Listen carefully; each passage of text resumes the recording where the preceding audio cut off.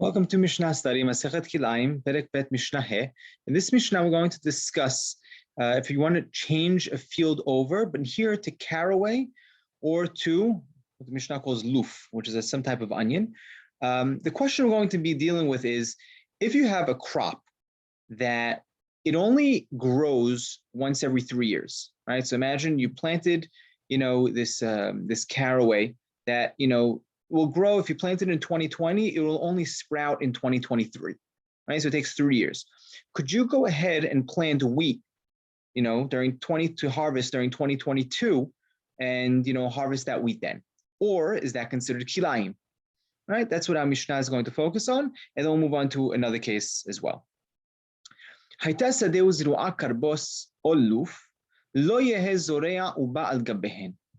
Af al pi she'enan osot ela lishalosh shanim. Right, so if a person had his field, it was planted with karbos. Karbos, Rambam says we're not sure what it is. Some people say it's caraway or with loof, right? Some type of onion. Right? And even though these things don't grow, every year, they'll grow once every 3 years. Rambam says over here, he doesn't know how these only grow once every 3 years. He goes, but mitzad ha'inyan yadua, from the concept, I understand what it's talking about. Just, in actuality, he's never seen anything like it, but we're talking about the concept itself, right? If this were to be, what would be the deen? What would be the law over here? So the law would be you're not allowed to go ahead and plant on top of it, even if it's not going to sprout, right? Even though the caraway or the loof would not be sprouting this year, all right?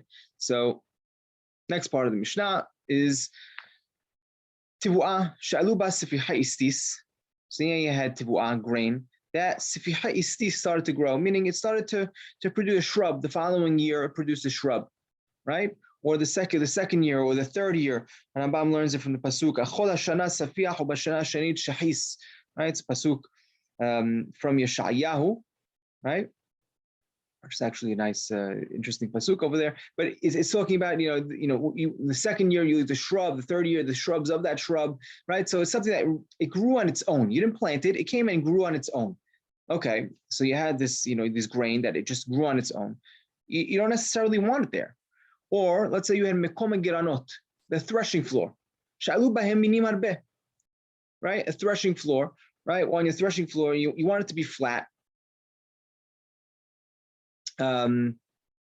Put a picture over here with a threshing floor. You see the threshing floor, they would literally take the grain and they would thresh it. They'd separate the stalk from the wheat itself, right? By going around, usually the guy would stand on a board and really, take everything apart. Now you don't want anything growing over there. You don't want any, weeds or plants growing on your threshing floor. It hurts the threshing.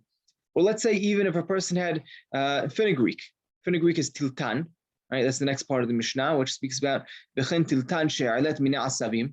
Tiltan that also started to grow some type of grasses or started to grow within it.